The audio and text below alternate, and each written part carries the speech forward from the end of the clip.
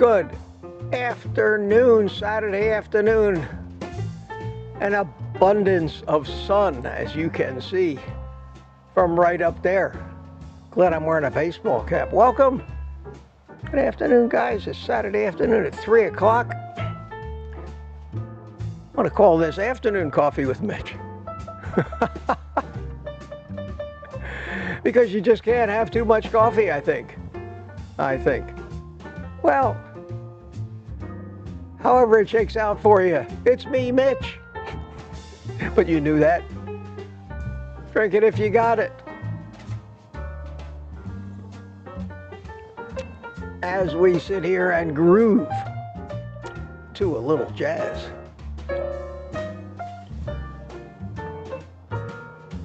Ah, yes. Ah, always good. Always good. Wow. All right, we'll let the jazz band go on break there for a little while. Maybe we won't bring them back. Maybe we'll have some happy music instead. Well, good to see you guys. You don't pour in quite as rapidly as you do in the morning, but 39 people so far, and it appears that we do have some people over there on Rumble. Rod Waiter's here. Mike Seeley's here. Rod says, well, hello again. Mike Seeley from Melbourne says, good afternoon, everyone. And things are a little different for me here today. I have completely revamped my outdoor studio. And I may have to get used to where I put everything now. So we'll see. Hopefully I can be smooth, but this is a major improvement, guys. A major improvement.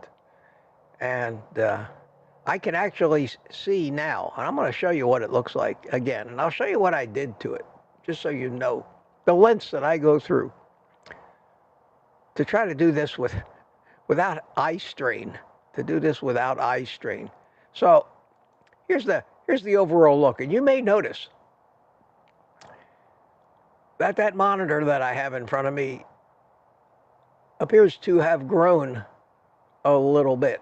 It goes all the way out to here and to here. This, my friends, happens to be a 43-inch 4K TV.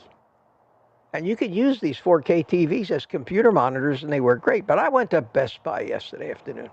And we'll come back to this shot, but I'll explain it to you. I went to Best Buy yesterday afternoon. Always a very, very, very dangerous thing for me to do. Yeah, kid in a candy store, no doubt. So I went in because I needed a brighter computer monitor. That was the purpose. I needed a computer monitor that was bright enough so when the sun is shining directly on my face like it is now, I can still see what's on the monitor, especially those dark green names of all the channel members when they come up in the chat here. And they've been almost impossible to see on the screen, just impossible. So there wasn't a monitor out on there, $300, $400, that was any brighter than the monitor that I had. So I said, well, TVs are a lot brighter than monitors. Let me go look at the TV. So I went to try to find the smallest 4K TV that I could find. And believe it or not, this 43 inch is the smallest. And they had this one particular one here. And it's made by Samsung. And it's got some kind of special, they call it crystal something display. And it seemed on the shelf to be like twice as bright as all the other TVs. And I said, okay. So I went and looked at it. And it was $269. I said, wow, if I can get away for $269 and get myself a better monitor, not to mention the fact that it's bigger and it's got a lot more real estate for me to put windows and things on, that'd work. And they have a return policy, so I took some of your coffee money that you've given me, thank you very much, and I bought this monitor with it for the channel. And I came home and spent half the day figuring it out, getting it hooked up, getting it working, get all the resolutions set right, get it set, right with the computer, and got it working. And I said, wow, this is pretty good. I can read the green names, which I think is the main event. And if you look at the screen here, it's over here in this chat on StreamYard right over here, where I can actually read the green names now. And wow, you can almost see them on the screen. You can see the green. It's amazing. It's so much brighter than a normal computer monitor. Then over here, I have the regular chat. And I got so much additional screen space. I got a bunch of space above. If I want to put some little windows with things in it up there, I can. And over there, way on the left, I can display the chat from Rumble. How cool is that? So I'll always be able to see what's going on in the Rumble chat, in the YouTube chat, and deal with my StreamYard here. And over on my notebook screen, I have my broadcasting software and some technical things, my Ethernet upload speed and everything else. And I repositioned everything, and I moved the computer over a little bit that way, and I had the mouse on, I had the computer closer, I had the mouse on side of it, I put the mouse in front of it now, so that's pretty nice. The only downside, if I have to type something, I have to kind of lean over and reach it, but I very rarely have to do anything but maybe cut and paste. I almost never touch the keyboard, unless I say, hello everybody, and I think I forgot to do that today, or in a rare occurrence or occasion that I want to type something, like I'm going to have to type the link to the stream because we're going to have some guests in here today. Going to open up the panel here as soon as I get done orating. So that's it. That's it. Now I got this huge monitor. I'm not going to take it in the house every night. I got a big moving pad. I'm just going to cover it up with the moving pad to kind of keep it dry instead of letting it get damp out here at night. And it's cheap enough that if it lasts a year or two, it'll last a year or two. I'll throw it away and get another one. But this works out great. This works out great. I see Gary No Slows over there in the Rumble chat. How you doing, Gary? Good to see you. Okay, so nobody can complain today. I did say hi to the guys in Rumble before I said hi to those of you in YouTube. But most of you are the same guys anyway. All right, while we wait for a few more people to get in, let me say hi to the early birds. I did get the stream up around 10:30 this morning. Got it launched and right off the bat, Tanya was here. Rings the bell, number one. Hi, Tanya. Mitch, am I first today? You certainly are. Followed by Mike Seeley from Tampa. Hi, Mike. How you doing? Tuka and Greg Smith. And Greg Smith says, oh, no. Hello, all. Stuck in Kingman, Arizona with a breakdown. Ah. Wow, wow, wow. Well, you're either sitting there waiting for help, and you'll be able to come in the chat a little bit with us if you got cell phone service, or you're going to be tied up, but we'll see what happens. We will see what happens. Jackal, ZJACKAL from Lakeland, Florida. How are you doing? Lady June says, good evening, everybody. DS111 is here, and Thomas Pruitt joined the private community. Hi, Thomas. Thank you so much. Great to see you. And look forward to seeing you on Thursday nights. And maybe we'll get to meet you in person. And he says, hello, Mitch and all other carnivorous muncher. DS111 is back, and this was early on. This is 2:30 p.m. Okay, half an hour before the stream. Sandy Blythe checked in. Good to see you. Mike Seeley Sr. checked in. Granny Boo, how you doing? Jerry Graham. Hello, Mitch and friends. Oh, Jerry. Greg Smith is saying hi to people, so he evidently is standing around waiting. Talk to Smoothie 420's here. Stickman's Garage, how you doing? Afternoon all will be listening and cooking meat, he says in the next one. Rick Charger Mopar from Miami is talking about his tires. No good. Okay, well, hello to you too. Good to see you. Good to see you. Oh, here he goes. Good afternoon. Good afternoon. Turamir, Tuka. Me a little $2 super sticker or two, whatever it was. Thank you so much. I don't know what they use in Finland, but I appreciate it. I appreciate it. And good afternoon to you. Good afternoon to you, Tuka. Lori's Carnivore Story is here. My body must be in tune with Mitch's live streams. Just like Carnivore, no sooner did I think I must be getting close to Mitch o'clock and my alarm went off. And then she says, but can't stay off to yet another birthday party. Watch the replay. All right, Terry. Great to see you. Have a good time at the party. Be strong. Be strong. John Logan's here. Hi, John. Hello, everyone. Gary No Slow. Good to see you. Aaron is here. Booby Goats. Brenda McIntyre. Hiya, Brenda. How you doing? DS111 says his desk is not as neat as mine. Carla Vass, how you doing, Carla? My beagle just ate a pound of frozen bacon while I was on the treadmill. See, that's just proof positive that you don't have to tell animals what to eat. They know what to eat. They know what to eat. Dogs, that's for sure. Aaron says the sun is so nice. Is that Mr. Gilroy is in Scotland, 8 p.m. Good evening to you, sir. Good evening to you. Who else? Who else is chiming in here? Laser. Laser Unfocused. Hi, Mitch. Hi, all. You're all off to a chat and start here, I see. Chatting with each other. I'm cruising for somebody new. Well, we're after 3 o'clock already. Yeah, these afternoon live streams don't. We end up getting maybe half, a little less than, a little more than half of the morning crowd, and that's fine. That's fine, because we're going to do a panel here today, and hopefully we'll get to meet some new people. Hopefully we'll get to meet some new people. I did have some show notes here, and let me take a quick look. Thomas Pruitt just sent me pictures of himself. Wow. Wow, Thomas. Since we got time this afternoon, let me go ahead. Wow. Look at you. Why can't I blow them up bigger?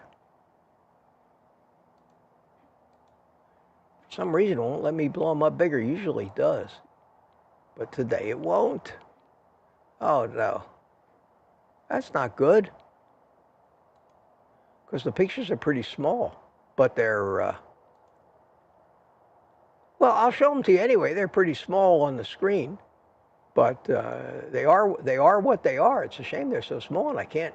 Usually you can roll the mouse and make them bigger, but it just won't let me. Now it's telling me to save it onto Google Photos. I don't want to do that.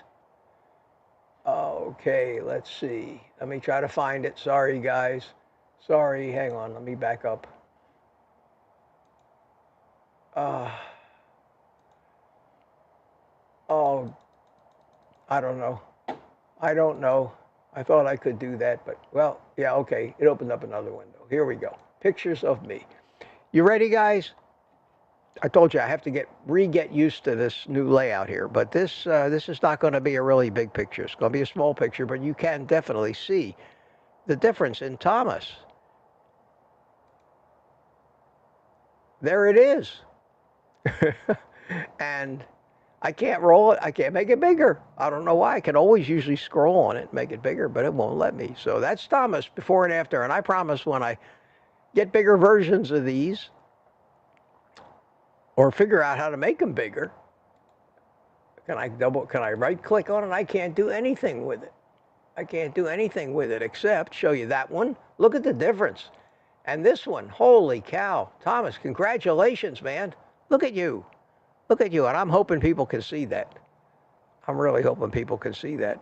But thanks for sending them to me, and I'll have to blow them up maybe in Photoshop or something, and then re-show them. But I will. I will make sure that everybody gets to see just exactly how much you've accomplished on this lifestyle. Absolutely, absolutely. Thanks for sending those. I was going to look at my show notes. I think I got a few, not too many. Let's see here. Show notes. Not a whole lot. Not a whole lot. Not a whole lot. You know, I always have to throw my Buy Me a Coffee link in the chat. I'll do that. So this is where I have to reach for the keyboard. And I have to paste it there and hit enter. Okay, so that's in the chat now. Thank you very much. And enough said about that. I drink coffee in the afternoon too, just so you know.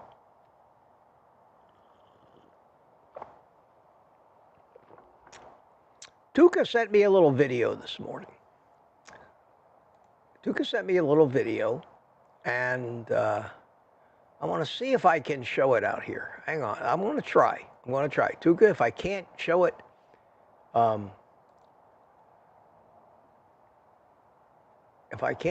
if I can't get it to come up, well, maybe. Okay, it did. Let me show it. Tuka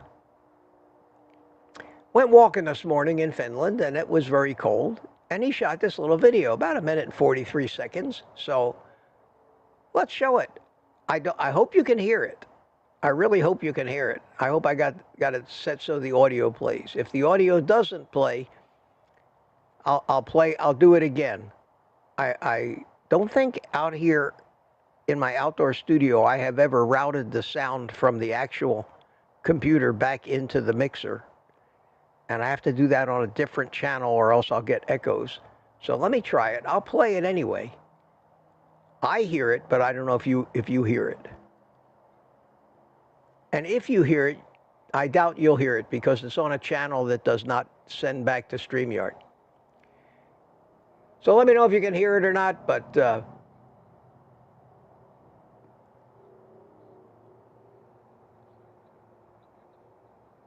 somebody tell me if you can hear this in the chat.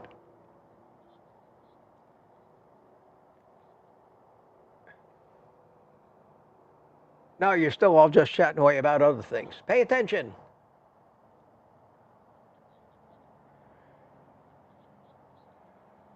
No sound, but it's beautiful. Yeah, okay. Well, what Tuka's doing is he's describing his walk down into the center of town early in the morning. It's probably about 15, 20 degrees out there.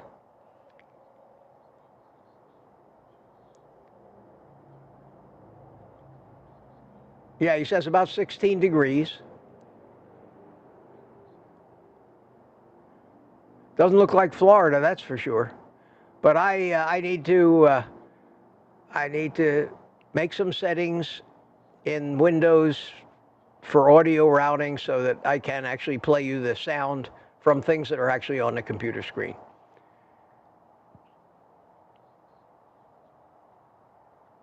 And that's a church. That's a church over there behind all the trees. He's showing us a church, but that is Finland. And Finland is up where he is, up near the Arctic Circle, if you can imagine. That's how far north it is. But look at that. That's the downtown section. And that's it. Thank you, Tuka. I'll when I get the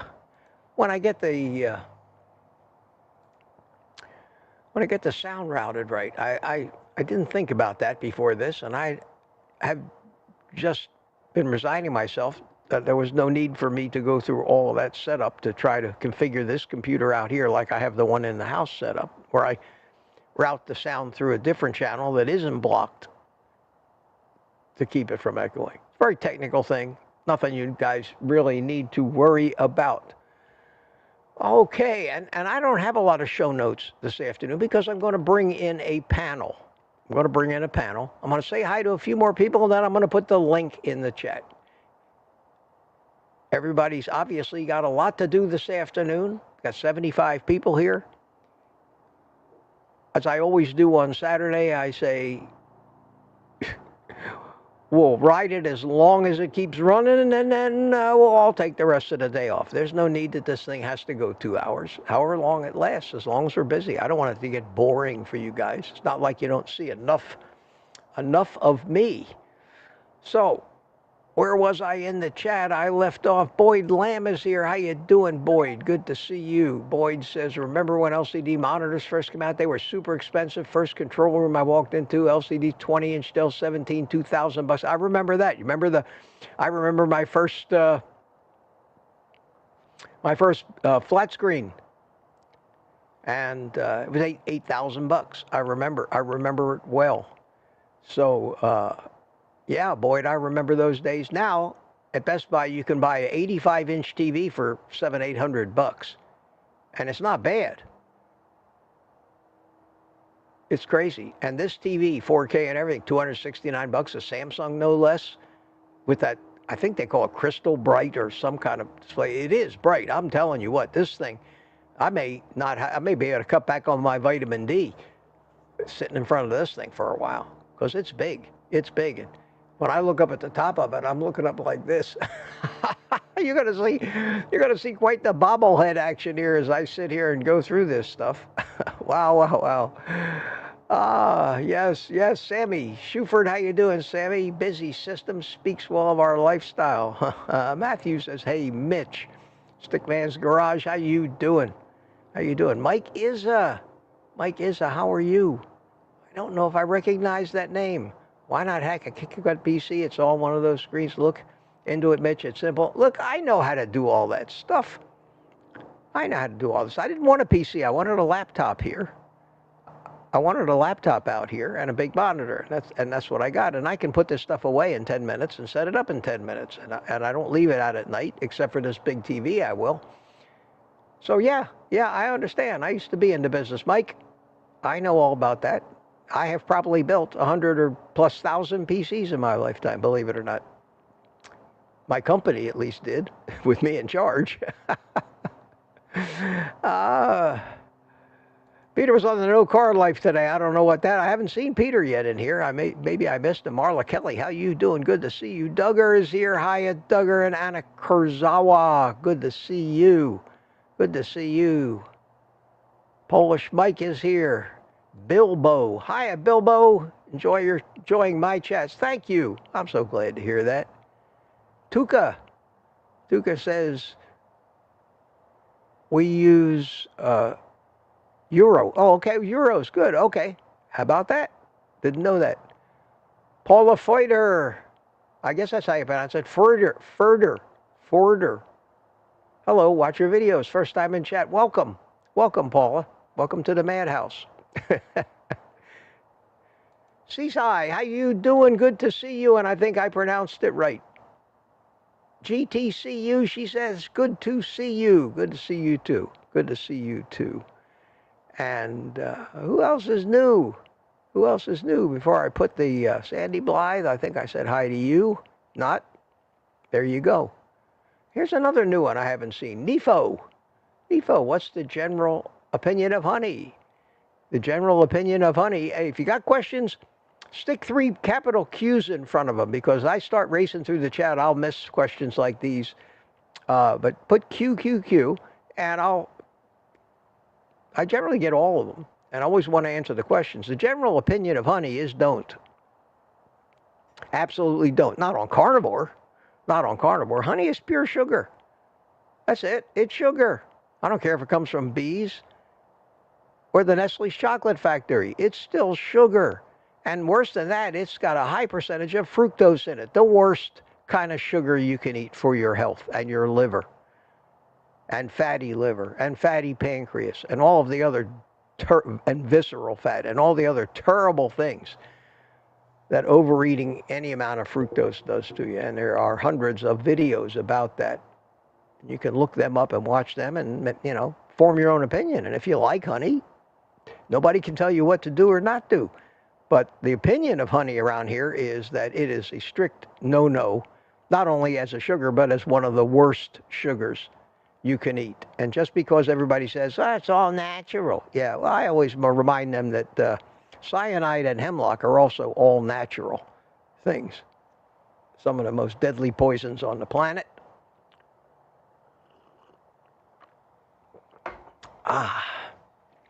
It is that fructose that's responsible for so much of the terrible shape that the American public is in. Thank you, Coca-Cola, and your high fructose corn syrup.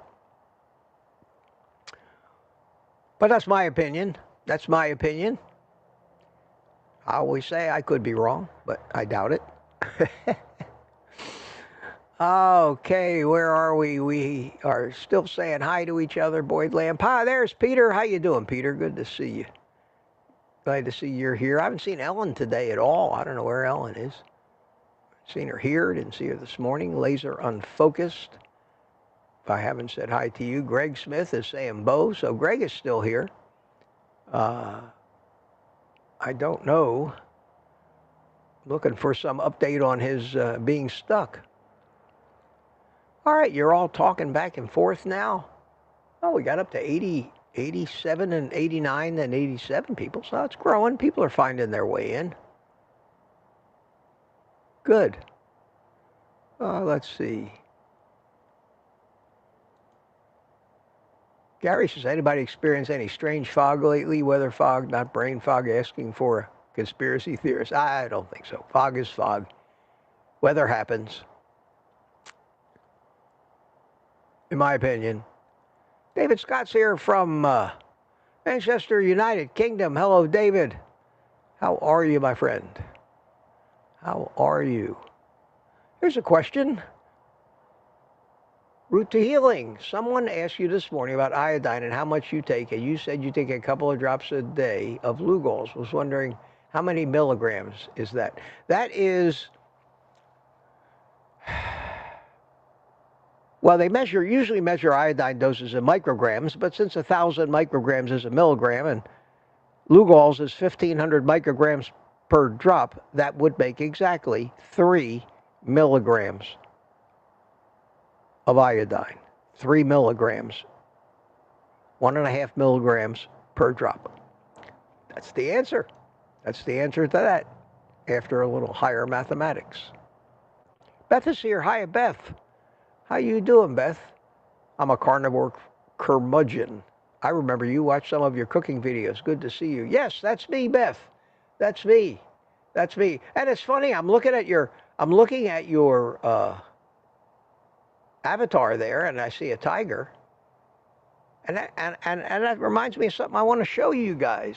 And I'm going to have to stand up to show you this. So I'm going to take my headphones off. I won't be able to hear you, and I'll sound like I'm talking from a distance into the microphone. But I want to show you something, and I have to show up and hold it up. See if I can't get it all on the camera somehow.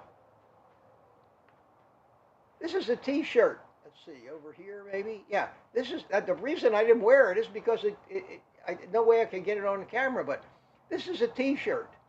Sherry sent me. Thank you, Sherry. Sherry Morgan sent me this. And at first I saw the headline that says "Eat Plants," and I'm saying, what kind of T-shirt is this? And it's got a question mark. Eat plants? It's got a picture of a lion, and then it says, "My food does," and it's from World Carnivore Month in 2018. How about that? Isn't that cool? Eat plants? My food does. And that's true. That's so true. We're not vegans. Our food is a vegan. So I thought I wanted to show that off today and thank Jerry for sending it to me. And I didn't wear it because there's no way I could have shown it to you. I tried. I walked around out there. I had to scrunch down. I said, I'll just show it off during the stream. So there it was. And I did want to say thank you. Thank you so much to Sherry for sending me that. Tuka is here again, and Terry Sue, Tuka, Thomas, all the usual guys, Papa Carnivore, Beth. All right, we're at 3:27. I'll run up to about 3:30 here, and then I'll put out the link for any of you people that want to come in, and we'll have a little conversation. I will light up a cigar, we'll drink coffee, and beat the crowd. Okay, I got down to the bottom of the chat. How about that? Wow, wow, wow. Wow, wow, wow. Okay, so let me go through the gyrations of what I have to do to put the link in the chat. And I need to paste that in there. And hit enter. So there's a link that says StreamYard.com. Click on that. Most of you know what to do, and if you don't, should be pretty self-explanatory. Figure it out, and we'll see if we can't bring you into the green room, where we can bring you in and talk to us. And holy cow, Tuca. The hell, you clairvoyant? Man, this guy's ready. He had his fingers on the keyboard. He had his fingers on the keyboard. And Greg Smith is here. Yes. Oh, man, I can always count on you guys to not leave me sitting alone. Greg, are you back home again or in a hotel? Hotel. Yeah. Oh, shit. Well, we're going to have to hear all the gory details. Obviously, it wasn't something you could fix in 5 minutes. Yeah, too bad. Okay. Well, let me bring Tuca in first. Hey, Tuca, how are you? Hey, folks. How are you, asshole? I'm doing great, you son of a bitch. I'm perfect. Thank you, sir. Yes. I would tip my It's hat, nice to but my get polite. headphones have it clamped on my head here. Yeah. It's nice to get polite words, isn't it? Yeah, I was afraid when I just before I played it, I said, "Oh my God, nobody's going to be able to hear anything from that video of yours." But I'll fix it so we play it again where they can hear your narration. So that No was great. problem, Mitch. Hey, listen, thanks for I sending it to appreciate me. Thanks for How sending did you it to me. say? And No problem, Mitch. oh, okay. How do you say Okay. again? How do you say again about coffee? Drink it if you got it. Yep. That's the saying. Drink it if you got it. Yeah. Don't mind if I do. Don't mind How if are you I doing, do. Mitch? And what's that? How are you doing, Mitch? Oh, I'm doing great, man. You know the answer to that. If I was any better, it'd be illegal, I know. man. It would be against I know. the law. I They'd know. arrest me for doing too good. Let's get to Greg there, man. The man with the unattended day off, direct from Arizona, lounging in his hotel room bed. Yeah, What do I'm you stuck think? here probably till Tuesday or so. Oh no. Yeah, I got a loose valve, so I got low compression in one cylinder, fuel rail problems. Just all of a sudden, all these gremlins popped up all at once. Holy cow! And you didn't have any indication of any of this, huh? Nope. That Truck's been running great. Truck has been running absolutely beautifully, and then yesterday morning it shit the bed. Ah. Oh wow. So how long are you going to be there, you think? The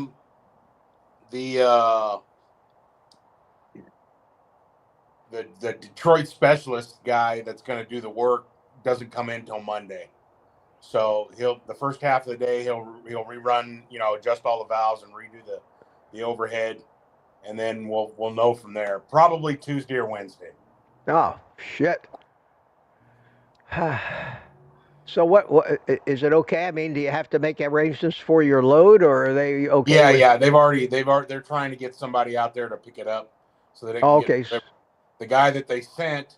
He came in last night from Albuquerque and went to get up this morning and passed out. So he went to the hospital. Oh, jeez. So yeah, it's a cursed load, man. I'm telling you, man, you best get rid of that load. You best get rid of it.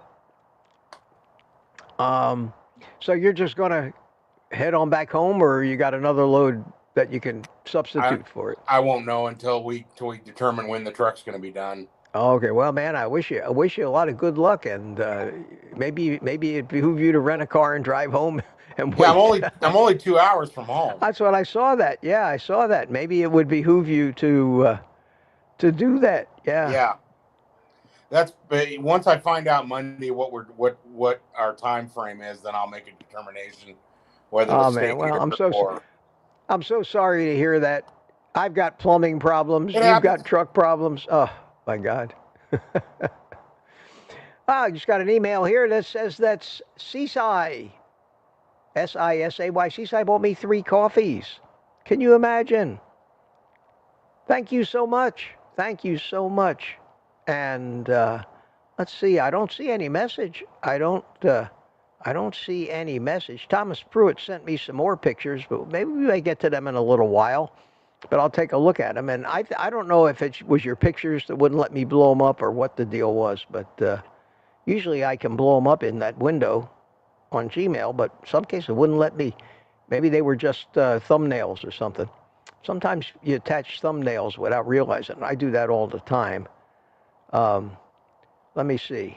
Yeah, I can blow them up in the cell phone with no problem. So, okay, I'll try that again in a little while. Regardless, the transformation, Thomas, is amazing. Kudos, man. Kudos. In fact, just because. Little ovation for you. Yes, with the jazz band waking up in the background. Hey, that would help if I turn that off. Yes. Usually when I get stuff like that won't blow up in the email, it's because the attachment was small or it was embedded in the email. And if you save it to a drive, it converts it to a GIF or an MPEG or whatever, and then you can manipulate it. Yeah, no, this was an attachment. It showed up at the top. It said attachment, and you could download it. I mean, it was a regular attachment. I think it was just too slow. I don't know. It might be something in this, maybe in my computer. Maybe I did a lot of switching around and changing in my setup here. Shouldn't have affected that because I can blow up other things. But we'll see. We'll see. I'm not going to worry about it as long as I'm live on the air. Speaking of live, somebody in Miami wants to come in. Rick. Hey. How are you, man? Can you hear me okay? Oh, perfect, as usual. Hey, Rick. Yeah. Perfect. Yeah, your sound is... Since my cat decided to remodel my audio setup, I had to make my own XLR cable from Ethernet cable. So I wasn't sure if it was going to work. Just buy one for $5 on Amazon like I do? Well, I don't really order from Amazon. I don't like Jeff Bezos or Amazon or any of them. I usually get the stuff from some type of wholesaler, and I had a roll of cable, but I couldn't find it. It wasn't there. So I just improvised with some Ethernet. Yeah, it'll work. I just, they were cheap. I buy that. I don't like Jeff Bezos either. I don't like Amazon, but I am an affiliate of theirs. And, sometimes you got to overlook some things. There's a lot of stuff I don't like about the way Amazon works. But, boy, I'll tell you, when you need something. Like I got this new big monitor yesterday, and I don't want to carry a 43-inch. Not that it's heavy; it's just big. I'll be banging it into the door. And I said I'm going to leave it outside. I leave my other I have a 43-inch TV behind me. See the one that's sitting there behind me? Mm-hmm. That's not a 4K. Believe it or not, that's a TV I bought at Sam's Club. It's a 43-inch Roku TV, and it 1080p, which is perfect for watching TV. That's all I do on it. That's why I don't use it as a computer monitor. It was $129. $129 for a 43-inch high-definition TV with Roku. It's got the Roku remote, and, I figured that's a throwaway. Then they said, you want the service plan on it? Yeah, right. Yeah, okay. And even if the dampness and the cold out here destroys it in a year and a half, I'll throw it away and get another one. I mean, Jesus, these things are, you can hardly even buy, you can't buy half a dozen ribeyes for $125 anymore, for God's sakes. I mean, it's true. It's crazy. And this TV, which was 4K, was only $269, and that's almost unheard of. Mm-hmm. And but for $329, I probably could have got a 50 or 60-inch TV. 4K TV. It's just that can you imagine me sitting out here? That would be something to see, wouldn't it? See, wouldn't it be something to see me sitting out here instead of this monster thing, have a 85-inch TV? I'd be sitting here like the guy in the front row of the movie theater, with my, I'd be talking to you like this. So this works out nice. This works out real nice, and I can actually read it, and it's. When you take a 4K TV, 43-inch, which is a relatively small one, make a computer monitor out of it, keep it in the game mode, which takes all the processing out of the TV, just doesn't process a thing. There's all, it's game mode. And it really just becomes a big computer monitor, and I dare anybody to tell me, unless I need to calibrate it for color accuracy, if I'm doing a lot of very, very picky graphics work on it, It makes a perfect, great computer monitor, and especially good for monitoring broadcast stuff like this. And that's what they have in the broadcast studios. Those big TVs that you see lining the whole ceiling all around a broadcast control room are just TVs. They're not very expensive, color accuracy type monitors. But no, this works great. This works great, and I'm tickled. I'm tickled with it. Well, when it's bigger, it's easier to see. I got a 60-inch TV. Oop, there goes my keyboard, thanks to Milton. Yeah, I got a 60-inch TV. I use the monitor in the living room. Yeah, I've got a 65. I've got a 70. I've got TVs all over the front. I got another 43 in the editing room where I edit my 360 videos. I've got another 43-inch 4K TV, which works great. But the nice thing about I don't care how big the TV is, you can set the scaling on it. Otherwise, things would be so small you could hardly read it. So right. you scale it up 200%, 300%, and then you can actually even adjust the size of the text on the screen. So you can really customize it. But you still get the sharpness of all those pixels. And wow, what a difference. I mean, I got to tell you, it's night and day just being able to read these things up there without straining. I'm always confusing, and I did it twice this morning without realizing it, confusing I's for L's. Because when you're on a lower resolution device, the pixels are bigger, and it's an L, but you might think there's a space somewhere in between that looks like an I. So I had a viewer this morning. Her name was Heil, Heyl, and I thought it was hey ! And I went off. I made a whole routine on it. Hey, but it wasn't hey, it was Heil, Heyl. And after I watched the replay, I said, well, screwed that one up. And there was one other one I did too. Oh yeah. So, you got cat problems, you got truck problems. Tormir, you're doing pretty good, aren't you? Just trying to follow the chat and keep it up with you guys. So okay. But to address the question from Polish Mike, I'm not a ski jump fan. No, you're an opera singer, man. I'm a hockey guy. Oh, are you? I thought you were an opera singer. Is what you were. I saw a question came in here which I can answer, and I'm going to stop and answer these questions as we go. And I'm still encouraging somebody that we have never seen before, but who we know intimately from the chat all these months, to come in here and introduce yourselves to the crew, 88 people that are watching here. Seasai says, question, Mitch, what makes a ribeye an expensive cut? What is a close second? Enjoy your coffee. Is it decaf? No, it's not decaf. I usually use about 3 o'clock as the cutoff, but today I just grabbed a cup of regular, and that's what I'm drinking. Greg. Yeah. Why don't you field that question, beef expert that you are? Why is a ribeye because an expensive cut? The muscle itself doesn't get a lot of work, so it tends to be tender, and fat deposits through the muscle and between the muscles, which makes it flavorful, so it's in demand. You can get about out of a whole cow, you can get about 24, 25 ribeyes if you cut them right. But usually out of just the one rib roast, you'll get 12 or 13 of them. But yeah, it's just because it's a muscle that doesn't work much.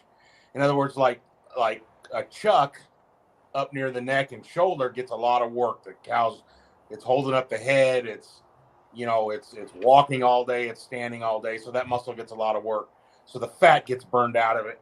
It's flavorful, but it's tough because it gets so much work. It's sinewy. Whereas the rib roast, or the whole rib, comes from just above at the top end of the ribs.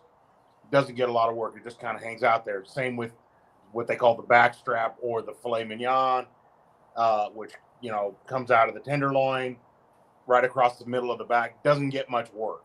So it's got lots of flavor, and it doesn't get tough. The muscle fibers don't get sinewy. So in answer to your question, Seaside, what he said. Yeah. No, I agree. I agree. Close second would be a New York. The New York, yeah, and the New York is just right on the other side, a neighbor on the T-bone, just exactly. right on the other side of the T-bone. And the reason is that the least effort a muscle has to, the least it's used, the more tender it's going to be, and that'd be true on your body as well. So. And there's really not a whole lot of them on a cow. Like Greg said, there might be a couple dozen ribeyes on an entire cow, or T-bones, or porterhouses, or ribeyes. If you leave the the ribeye is a fillet and a New York strip. So the ribeye is a different. No, the T-bone is a New York strip and a fillet, and the ribeye is a whole separate cut. But both of them are right around from the middle of the cow. Correct? Yeah, well, you got, you imagine the chest is the brisket, the upper back, behind that, where the shoulders would be the chuck, and then along at the end of the chuck starts the ribeye. So, and then the New Yorks are beyond that. And that's why the chuck is not a tender piece of meat, because it's a hard-used muscle. Yeah, it's a working muscle. So, yeah, that's the answer to that question. And I knew Greg would answer it more thoroughly than I could, because Greg is our resident expert butcher and barbecue and meat expert. And it's a shame he's stuck in a friggin' hotel in Arizona, that's for sure. Okay, we have some more people here. Spunky. We have our newest member. Thomas Pruitt. Welcome, my friend. Hey, how you doing? Thomas. Hey, Tom, welcome. Hey. Hello. Welcome. How you guys doing? We're doing great. How are you doing, man? I'm doing okay. I'm glad I'm here. Yeah, why not? Why wouldn't you be here? True. Unless you were at death's door when you started Carnivore and saved your life. Well, no comment. Oh, man. Well, good to see you. Where are you? Where do you live? I live in Wall, New Jersey. Wall Up Township. in Over by the Jersey. shore, yeah. Oh, by the shore, man. I'm from Philly, so I'm in the neighborhood. Oh, okay. And when I was a kid, my mother was born in Atlantic City. Oh, okay. Back in 1918, back in the Boardwalk Empire days. Right, If you've long ever time seen ago. that. Yeah, my grandfather. I used to love that movie, that show. Yeah, and my grandfather was one of the boys in Atlantic City at that time. He owned 3 hotels on the boardwalk. He was not a gangster, but he was certainly financially intertwined with those people. You had to be. You had to be. But then the Depression came along, and they pretty much lost everything in the Depression. That's when my grandfather moved to Philadelphia, took the family, and that's many years later I was born. Wow. But yeah, it's, I get a big kick out of that Boardwalk Empire series on HBO because of the fact that that's where my family comes from. And, and my grandfather, like I say, was one of those guys in the suits that you saw wandering around. Yeah, my during mom that thing. loved that show too. So oh, Mitch, it's great. When I was a have the kid, question up. What's that? You still have the question up. Oh, thank you. I'm glad you guys remind me of that, because it kind of blends in and I don't see it at the bottom of the screen. But yes, I have a bad habit of doing that, which just makes you guys a little smaller, which is not kind to you. So there you go. There you go. Thanks for taking my cue, Thomas. And I lit my cigar without fanfare, and I cheated. I cheated you guys out of the music, and I'll give you 5 seconds of it.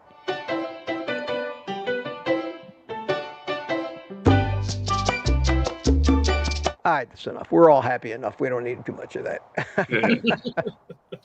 You know, if you got a shtick, now this I can't even say it. It's too corny. Right. Too corny. Oh no, I see. My roommate actually got mad one time because he found out that your lighter doesn't actually play music. I don't do that anymore. I can't. When I was editing, there was a lot of people that thought that because I edited it very carefully so that the music only started exactly when right on the frame. I in the editor, I went and found that place where I saw the first frame where the flame actually started to come out of the lighter. That's exactly where I cut the beginning of that piece of music, and I just cut chunks out of the music whenever the lighter wasn't burning. And damn, it was a realistic looking sound effect. Yeah. And there were people that thought that my lighter was, and of course I played up on it. Yeah, I was call ready it to my buy musical it, lighter. Yeah. How often do you see that? But I can't do that now here live. It would be ridiculous for me to try to time it out like that. So it'd be a lot of work. Yeah. The cat got out of the bag.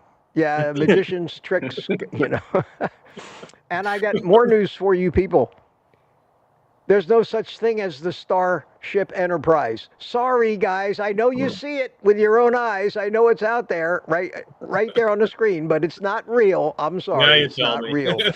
Not real. Not real. And there are lots of people that believe that it is real. There really are people that believe that it's a secret that we're hiding from the world. The government is hiding that and all the UFOs from the world. But people won't believe. People still believe that I played the Santa the other night. So yeah, imagine that. People believe that Santa Claus was Tuca. Yeah, how gullible can people be? How gullible. Oh man. Thank you so much for taking my cue in the chat. Of course. And last but not least, the man who always monopolizes the conversation, never lets any of us get a word in edgewise. No, Spanky. Hi, Spanky. Hey, Spanky. Good satire. Satire. That's me. I'm sarcastic. You know that, don't you? Yeah. Oh yeah. I don't know what happened to Peter today. I honestly don't know what happened to Peter. I was wondering that. He was in the chat. He's in the chat, so. Yeah. Yeah. Anyway, you guys talk. You don't need me. I'm going to be perusing for questions here. I don't see a lot of them. So. Purisova was asking me what am I drinking, and I tell you, I'm drinking coffee with just a tad of cinnamon with it because cinnamon makes the body mimic insulin. So I want to wake up the body from the fasting from so you're taking the cinnamon not because you like it, but because medicinal purposes only. But otherwise I have been sticking with bacon and eggs and ground beef.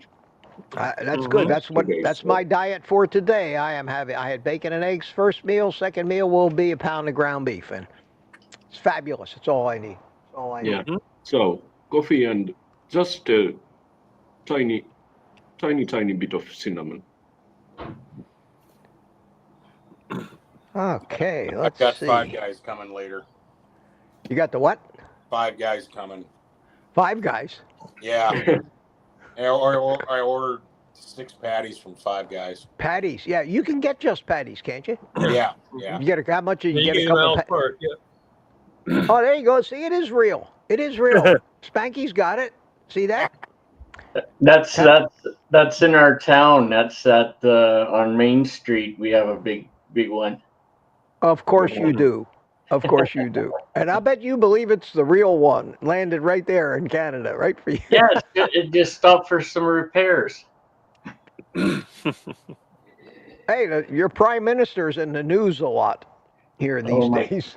God, don't even get me started. Trudeau. Yeah, he's all over the news, man. I'm telling you. True dumb. Yeah. Well, I'm glad that that means that you have a brain in your head if you at least are not an admirer of his. I don't know how the hell he managed to get into power and stay there that long. Because of Ontario and Quebec. Wow. Mm-hmm. Yeah. They got all the seats. Money. Well, we won't talk too much politics, but no. When you think of Canada, that's what comes to mind these days. Okay. Everything I hear about Canada nowadays, it's going to become our northern, they're going to remove the border. There you go. it's going to become the 51st state. I thought they act like they already have removed the border. Yeah. Yeah. What border? Have the West become 51st and the East can be the 52nd. You have a Democratic side and a Republican side. Well, why don't we, can we just, let me ask you a question. Would it be all right with you if we just took the Republican side and left you guys with the rest? I'm okay with that. Okay, I would be okay with that. I really would. I'm the Republican side. I mean, we screwed up royally with Hawaii, and Alaska wasn't much better. So if we're going to be taking on any new states, can we choose which ones we want finally? Do you know about the Alaska Triangle? Have you heard about it? Are you saying it's like, is this a joke and it's like the Bermuda Triangle except? No, I haven't heard about the Alaska Triangle. Okay. Well, it's a similar triangle compared to Bermuda Triangle, but more lethal, they say. And where does it go? What are the boundaries of it? I can't exactly remember right now, but you can Google it for sure, like Alaska Triangle. And it's there has been like a ton of missing people, fleets even, weird lights all over the place, and all kind of weird sightings about weird creatures and stuff. So it's one of those places where I would like to go and do some hiking and explore and see. Yeah, you'll probably find out there's you probably find out there's nothing to it. Here you go. Here it says everything you need to know about the Alaska Triangle. Let's see. Everything we need to know. Experts and witnesses have spent decades attempting to unlock the mystery of the Alaska, a remote area infamous for alien abductions, Bigfoot sightings, paranormal phenomena, and vanishing airplanes. None. Tuka, I hate to tell you this, my friend, but I am probably the last guy on the planet Earth that you could ever get to believe anything about any of this stuff.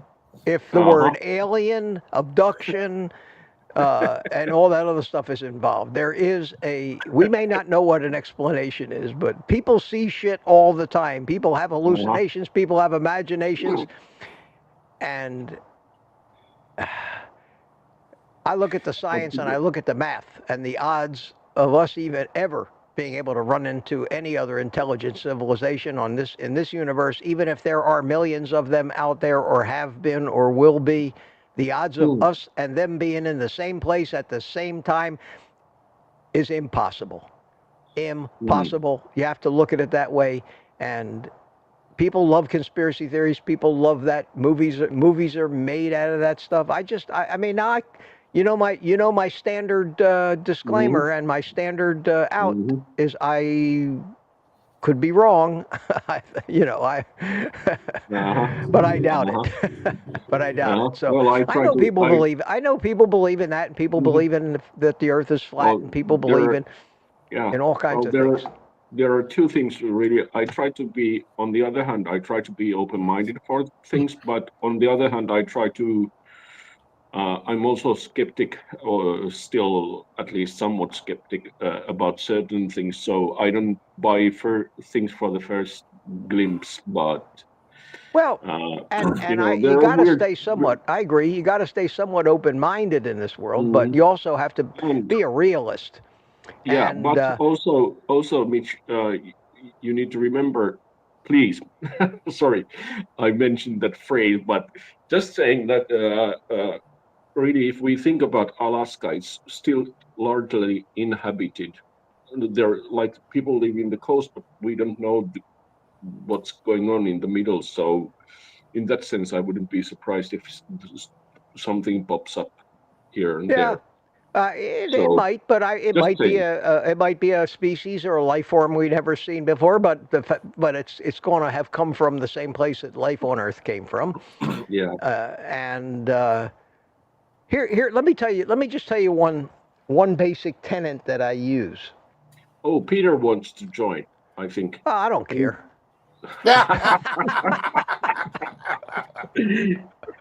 He's a pain in the ass anyway, I mean, come on, Peter.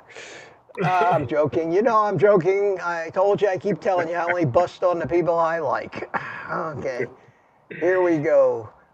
Peter, there's the link. There's a link for you. Come on in, man, and join us. Let me just give you one little reason why I believe in something called the Fermi. Have you ever heard of the Fermi paradox? Yes.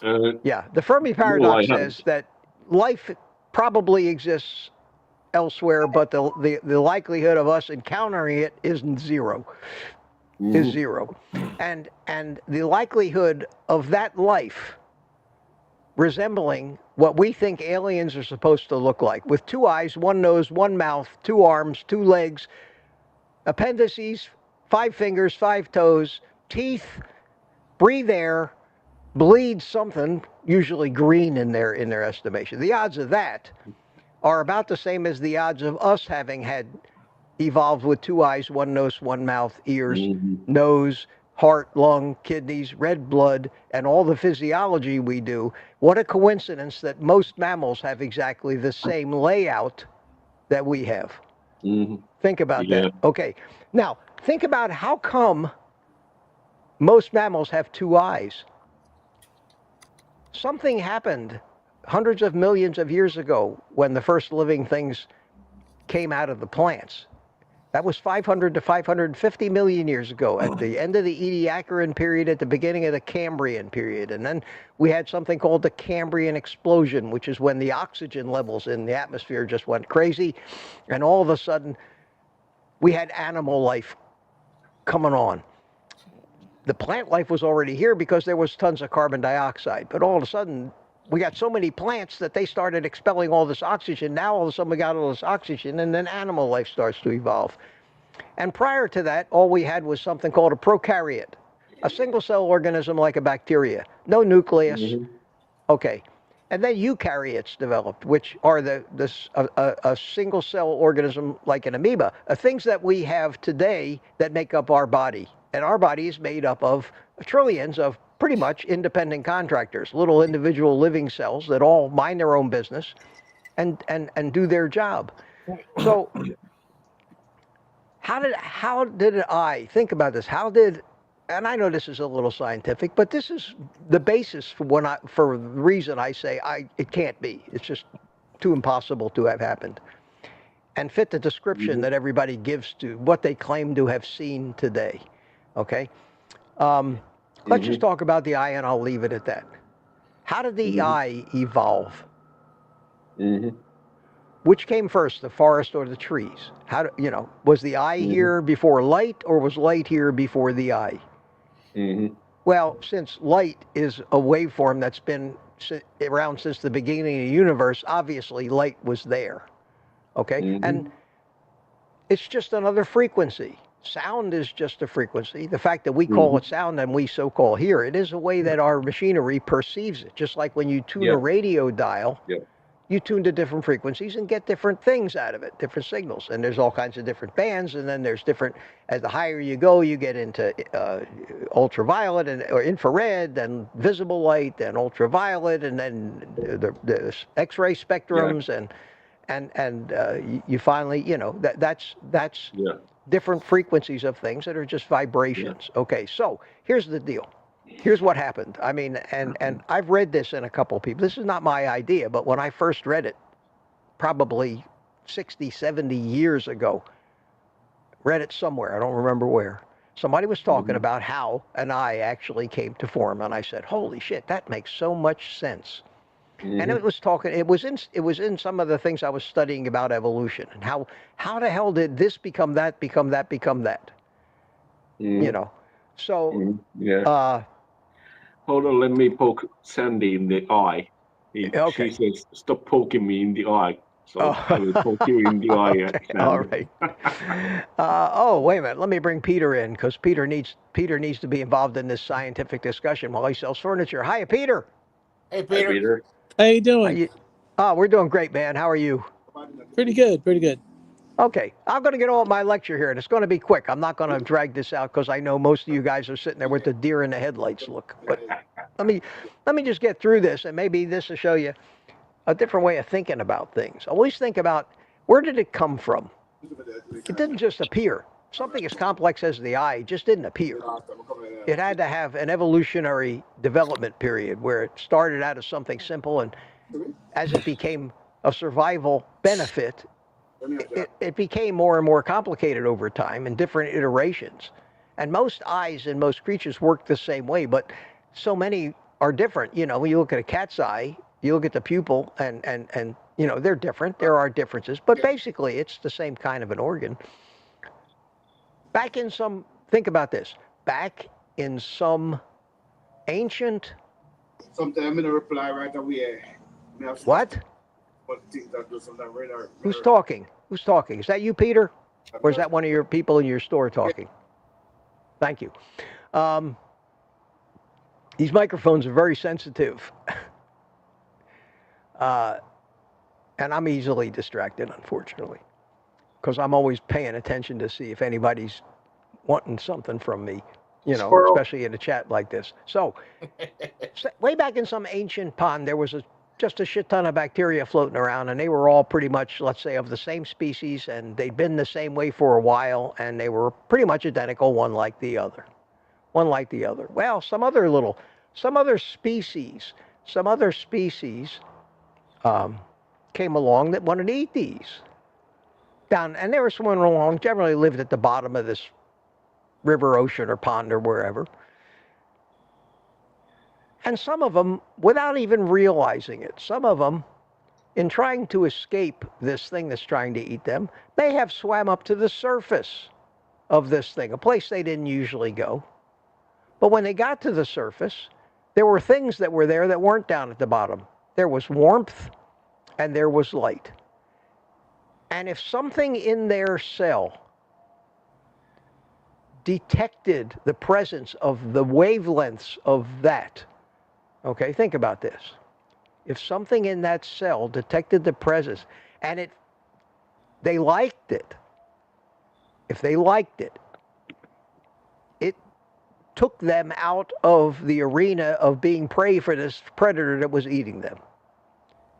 So over time and over generations, those descendants of those creatures with the trait to get a pleasurable feeling or noticing something different about the light on the surface. Remember, it's in a cell. It's just a one-cell creature or an early multi-cell creature with a couple of skin cells. That was pretty much one of the first photosensitive type of reactions that life had that eventually evolved into the whole plant kingdom. Because photosynthesis is how plants live. They need the light. They grow towards the light. It evolved into that. Well, what happened is when the animal kingdom started, it turned out that these creatures that had those photosensitive cells on the outside of their body survived because it was safer on the surface. And eventually, the way evolution works is that a survival trait in any member of a certain species will eventually find its way into every member of that species, and all the other members of that species will eventually die out because they don't have the advantage that the other ones have. My theory that I got from all this reading and thinking was that obviously whatever this early prehistoric multi-celled organism was probably had two of these cells on the outside of its body. And both of those cells just kept getting better and better at sensing light and eventually became eyes. And that first creature that had two cells that were sensitive to light is an ancestor of everybody else on this planet, or everything on every creature alive that has two eyes. Same thing with the nose. Same thing with one mouth. Everything, every feature we have came from somewhere way, way, way back in the formation of life. So what are the odds that we have? Why is it we don't have three eyes? Why don't any animals have three eyes? Why do they all have two eyes?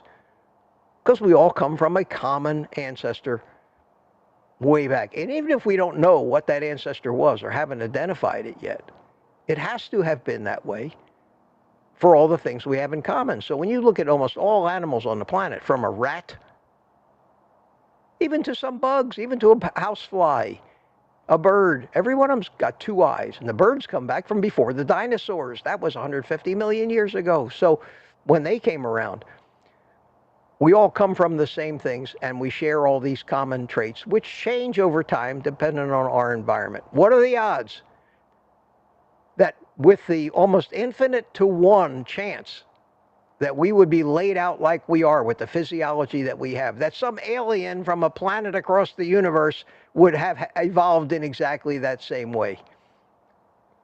What are the odds? It's impossible. Mm-hmm. It's impossible.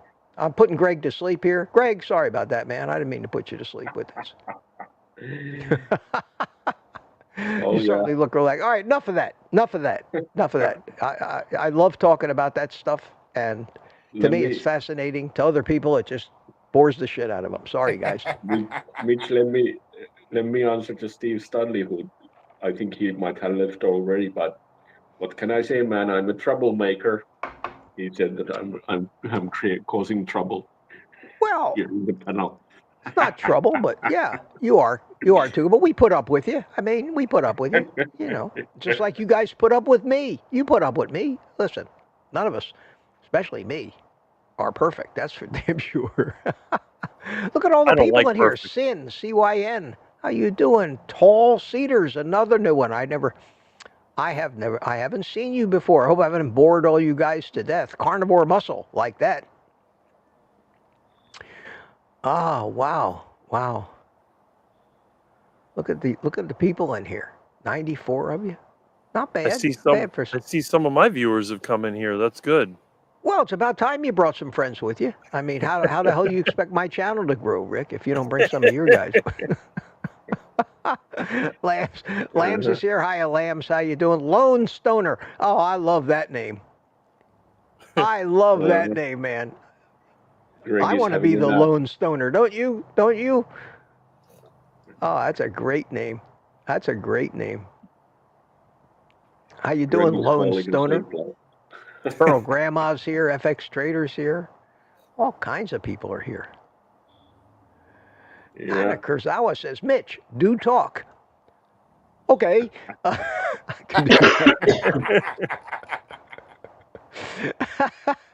Oh, man.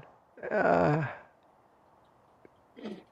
just here to have fun. I'm not here to be a show business guy. I'm just here to have fun. I love these things where we get all you guys together. I wish Greg was out there on the road motoring instead of laying in some. I hope it's a nice hotel at least you're in. Yeah, it's all right. It's a roadway.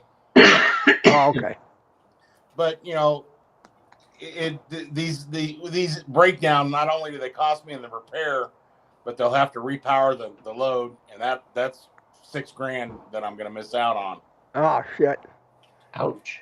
It's a good thing you're an independently wealthy tech billionaire on the side. I mean, yeah, I wish. Yeah. Sometimes you got to have a little to fall back on. You know what I mean? Oh, is Peter going home? I see that. I think Peter is going home. Heading home now.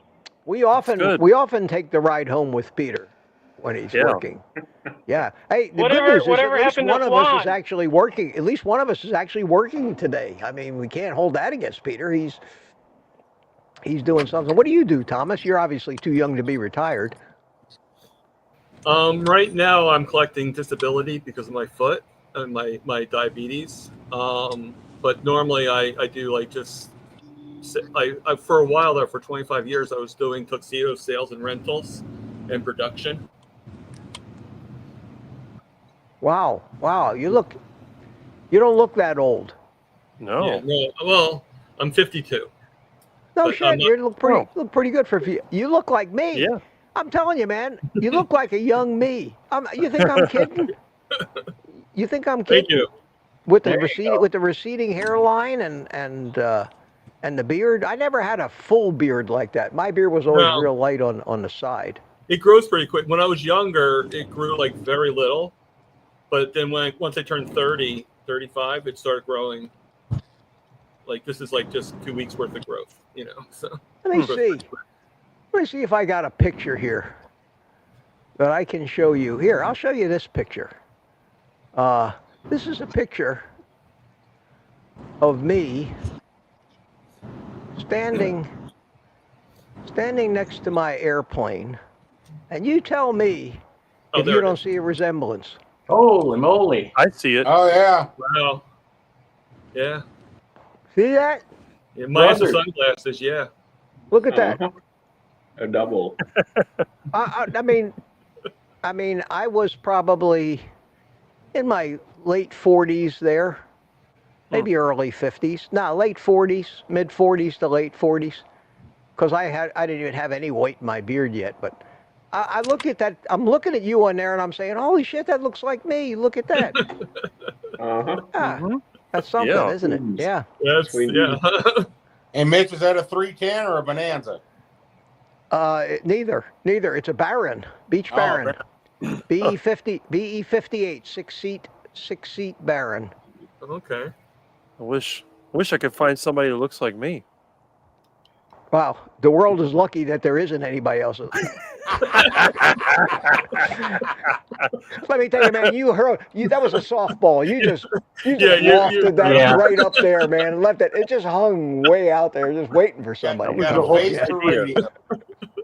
Brad Pitt's my double. Yeah, we can see the resemblance, man. Yeah, I think your double is Spanky, the other Spanky, the one from Spanky and our gang. There you go. Spanky That's McFarland. Right. What was his last name? McFarland, wasn't it? Spanky McFarland. No, that was a singer, wasn't it? No, I think that was his name. I don't know. Who knows? That was. You know how long ago that was? Spanky and our gang. There was a group called Spanky and Our Gang, and then but that was Spanky. Yeah, well, the original Spanky and our gang was Spanky, Alfalfa, Buckwheat, and the whole, all those guys. Yeah, Darla. That's 60-some years ago. Yep. Yeah, my a long favorite time song ago. as a That kid was my childhood. Sunday Will Never Be the Same. Everybody's telling me to make okay, I'll try to create a baseball cap with my logo on it, because a couple people will buy it, and. I could get to have one. Yeah, just a black cap with a white logo or a white logo. Yeah. You want with the old guy face with the cigar, or just the words "old guy carnivore" or OGC, or with the guy with the cigar, the face. Eat meat. Yeah, maybe just my face and it, just the face with the cigar and the words "eat meat" or something on it. Yeah, what do you there think? you go. Yeah. Mm-hmm. Although I hate to put out anything that at least doesn't say my channel name on it, because what good is that, For me, anyway, no promotion involved there. But let me think about it. Let me take a look at this bonfire, the place that does my T-shirts and cups, and Mitch, see. Be careful. Soon you're running a clothing store. I don't want to do that. See, some of these people are really serious about their merchandise. And I got the Buy Me a Coffee, I got the Amazon thing, and I don't want to sell. I really don't want to sell shit. That's not what I want to do. It's why I don't take sponsors. Mm-hmm. I know we mentioned it last time, but did anybody hear from Satya? No, not yet. I haven't heard from anybody that's heard from Satya. Have you guys? Did Ellen email her by any chance? Well, I sent her the email address, but I haven't heard from Ellen yet today. I don't know where she is. Come on, girls, will you? The guys are always here, man. Come on. Come on. Booby was on here the one time. She should join us again. I text Ellen, but she hasn't replied to me so far today. I'm telling you. Now, she's probably dog sitting or busy. It's a weekend. She's gotten herself, since we started doing this, when she had nothing to do, which wasn't that long ago, 2 months ago. And now, all of a sudden, she's become the busiest woman on the planet Earth, which is good for her. I mean, she's getting paid to do a lot of this stuff. Everybody could use a little extra money. Greg, I'm a MB says something, see Mitch, old guy come around. I had a great idea this morning, didn't I? It's all because of your new wardrobe and set. Yeah, the hats. Yeah, I've been getting ideas.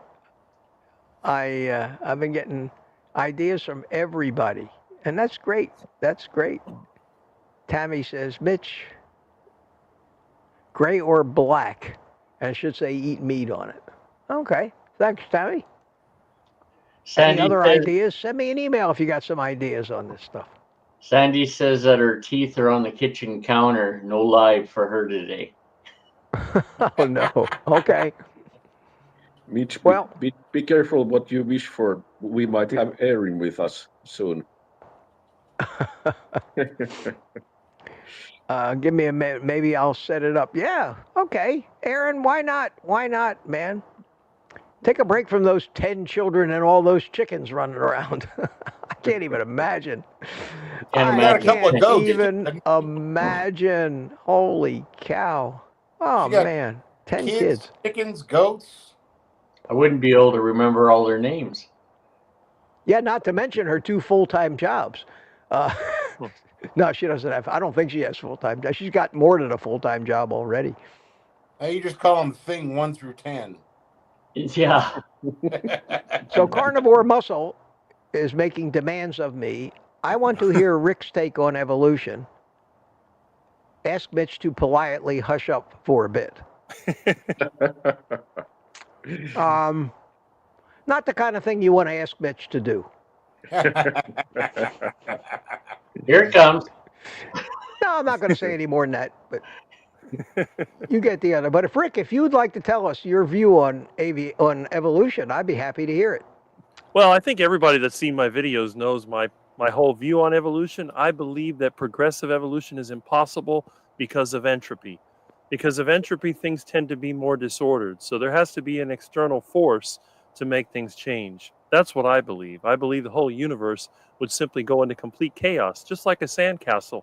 You know, it doesn't matter how many times you shake up the sand, it's still a pile of sand. Well, you have to take it, form it. Okay. I've considered that. I've heard it. I believe me, I am intimate with the second law of thermodynamics. You are. And the thing about that is that out of entropy of one form, something else is built. Yep. Okay, so it's not all destruction, but it sometimes takes that destruction to create and make change. And I'll give you the greatest example of that, and one of the greatest examples I've ever heard is the Hindenburg disaster. But what came out of that when it was done? Water. Water was created. A different molecule, a different substance. Came from where? The stuff, the original thing that deteriorated was made of. Hydrogen, oxygen. So you can look at this. How about if that's the case, how does an infant grow in the womb? How do 2 cells get together and end up with a baby popping out? There's no external force involved there, unless you're deeply religious and think that, you know, you go that route to explain it. So yeah, I understand. Entropy is used to explain calories in, calories out. That you have to expend energy in order to use energy, but that's not true. Calories in, calories out is a fallacy because it's not a closed system, and the thermodynamics, the second law of thermodynamics, only works in a closed system. That's and right. The universe is not a closed system. That's right. And that's where people get the idea of a creator, because you have this energy coming in from an external source. It's like this glass. If I break this glass, I can never put it back together the same way that it was. What I would have to do is melt it down and reform it. Right, but you're still reusing the materials, and yes. You'd add energy for that. But there's energy around from outside, so I agree. But this calories in, calories out is a fallacy because it all revolves around the fact that they're talking about burning energy, which we don't, because that's what a bomb calorimeter does. But we don't. We don't burn energy. Nope. We metabolize it. It's an organic chemical reaction. Our body is controlled by hormones. That's what controls everything. Well, hormones are the messengers that control the chemistry in each cell so that it can do what it needs to do. And it's all just a series of chemical reactions. It's very understandable, not a mystery.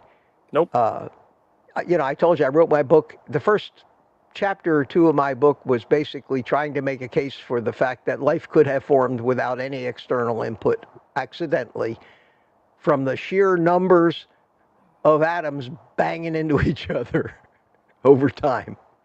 And I made a hell of a case for it. And I still truly believe it to this day. And I know that life is formed that way everywhere in the universe. Maybe not intelligent life, maybe not life that has 4 legs and crawls around on the ground, but something that is a self-sustaining, self-replicating, organism.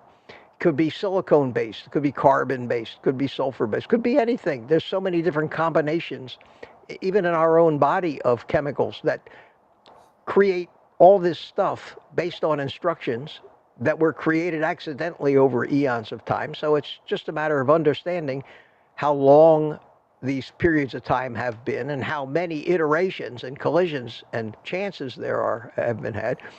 But it requires a certain amount of faith in chance and randomness, I would say. Hey, look who's here. We can get real heavy with this stuff, can't we? Oh, yeah. Hey, booby. So, Carnivore Muscle, I hope you appreciate the fact that I shut up for at least, 10 seconds? How long was I able to shut up, Rick? Was it I don't know. I have to seconds? count how long I was talking. 15 seconds maybe, but I did. Maybe longer. I did. Oh, Mitch. Oh, that's fast. Wow.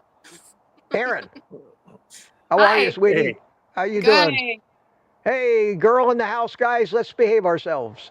Yeah. I was like, everybody, I'm going live. And they were quiet for maybe 10 seconds. And then all hell broke loose. Of course. Of course. We get you think you're going to get respect here? Come on. Look at me. I don't even get respected. It's my house, Oh, yeah, I don't know. I'm along for the ride, I think. I'm just sitting out here. It's a gorgeous day. I got sun shining on my face. It's cool outside, but it's warm in here. I even have the ceiling fan on low just to keep the air moving a little bit. And but it was cold this morning, and it's going to be colder tomorrow morning. So tomorrow morning, again, I'm going to be in the house, in the studio, in the house, which is Not cold here. The coffee shop set. No, Rick, you're what, 10 degrees warmer? Yeah. Than I am. Yeah, it was like 50s last night. I had my windows open. Yeah. My house is still. When I came out here to my house, I heat my house to like 68 degrees. When it gets colder than that, I let the heater come on. And it was 68 degrees. The heater ran a little bit last night. And when I came out here at almost 3 o'clock, when the last time I went in the house, it was still 68 degrees in the house. Even the sun shining on the roof didn't warm it up because it's only 65 degrees outside. But normally the sun will heat my house to at least 70, 72 on a day like this. But today, and it's not windy, there's a little, I think they said 7 miles an hour out of the northwest. It's windy today here. No, it's not too bad here. My trees are hardly moving. But Mitch, Randy Simkowski replied. What's that? What? Who? Randy Simkowski replied.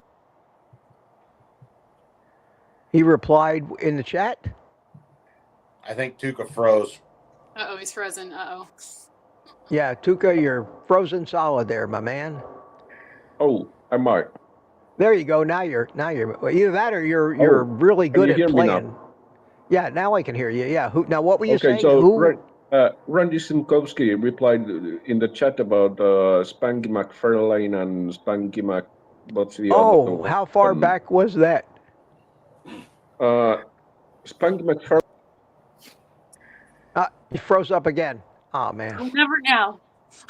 I was trying to scroll up the chat to see the. Here it is. I found it. Yeah. Randy Simkowski. Hey, Randy Simkowski, a new person that I have never heard that name before, I don't think. And I may be old, but my memory isn't half bad for an old fart. And when I hear a name for the first time, I may not remember somebody's first name, trying to associate it with their YouTube handle like I did with Booby there. It took me a while, 2 or 3 times when you had to say Aaron, and then it stuck. But I'll never forget that again. But I haven't heard that name before. Welcome. Spanky McFarlane was the movie actor in the 30s and 40s. And Spanky McFarlane was the singer in the 60s rock band. Okay, his name was the Spanky and our gang was Spanky McFarlane. How about that? I remembered that. And that's 50, 60 years since I've even ever thought about good old Spanky. I can picture him. I can hear his voice in my mind. I can picture You can see him Alfalfa. right here. Yeah, there you go. That's right. That's right. And I remember seeing pictures of him along the way as he got older and older. I doubt he's still living because he was much older than me. But I remember Alfalfa and I remember buckwheat. And those are the three that come to mind immediately. What was the little girl's name? Oh, was it Darla. Darla. Yeah, Darla. That's right. Wow. Isn't it amazing? Sometimes you can't remember something you were thinking about 10 minutes ago, but something that from 50, 60 years ago can pop right into your mind. How about song lyrics? How about the lyrics of a song? You ever wonder how the hell you can remember the words to a song that you hadn't heard in 40 years? And if you hear it playing, you just start singing along with it? It's another marvel is human memory and how many terabytes of shit we must have stored away in there. Or how many phone numbers we know.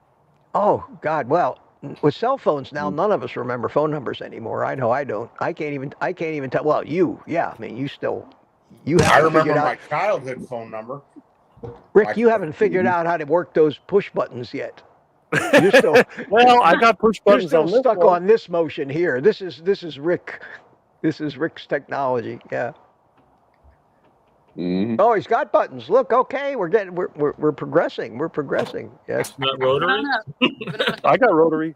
Oh, he's got rotary. I mean, believe it, he's got rotary. I wouldn't be surprised. He's got the telephones where the handle hangs up on the side. Remember those where you had to hold the earpiece to your ear and talk into the thing in the front of the phone? Yeah, look at that. Look at that. I remember years ago, my aunt had a rotary phone, and I asked her, "Why don't you get a regular phone?" And she goes, "Well, because we don't have the connection for a regular phone. We have to use rotary." I'm like, "What do you mean a connection?" Like, she thought the wire had to be a special wire to go in. She wasn't familiar with what a phone exchange was. When I was a kid, because the way the rotary phone works, it just makes and breaks the contact between two wires. Okay. Yeah. So you could go up to a payphone, stick a thumbnail in the wire, short it out, and then tap it on the ground of the case of the payphone and actually dial a number and it'd go through. Mm-hmm. Oh, we figured everything out when I was a kid. I did that too. We could cheat everything. Yeah. I used to do that at the bowling alley.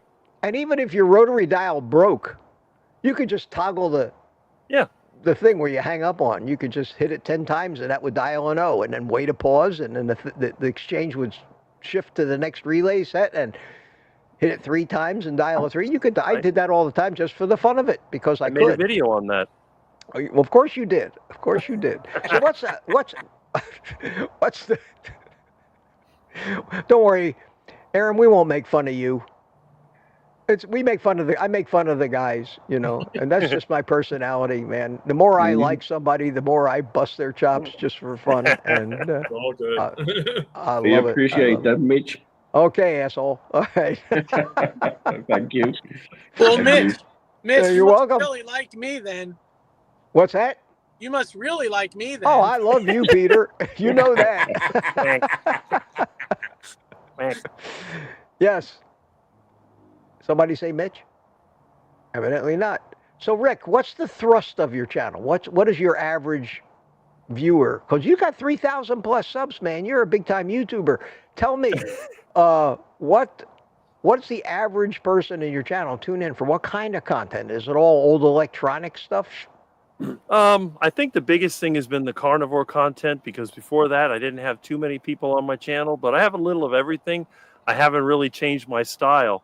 I mean, yeah, I do talk about the carnivore diet because, well, I'm the guy who's been carnivore longer than anybody.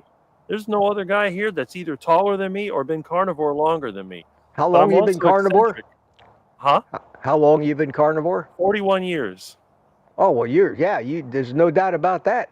You are living proof that if you're a carnivore for 41 years, you get a craving for ancient technology. I mean, that is just exactly what happens. I mean, the thing is, I'm a big kid. I'm a 56-year-old teenager. That's what I am. I'm like a teenager from the 50s that's 56 years old. Well, I got you beat there because I'm a almost 78-year-old teenager. There you go. And any of you think that I don't have the attitude of a child still, and in fact, I still joke with people. I tell them I don't know what I want to be when I grow up yet, and I don't ever want to. I don't ever want to stop looking at the world, even with all the grief and aggravation and the serious shit that I think about. I don't ever want to stop looking at the world, other than through the eyes of a young person or a child. Why do you think we like you so much? I appreciate that. I have wonder about me. I wonder and am amazed and astounded at everything I see at just how it became the way it is and everything. And I've always been that way.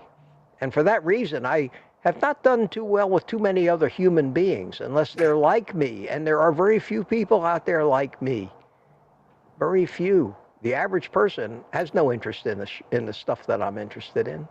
Well, you got a bunch of Mitch fits now. You have a hardcore following of Mitch fits that love everything that you love.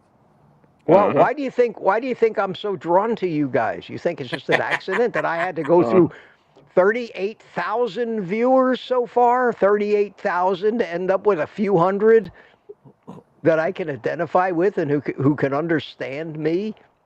Where I can let my hair down. Well, if I had any hair, but I can let my hair down and be myself and not have to act and put on any phony airs.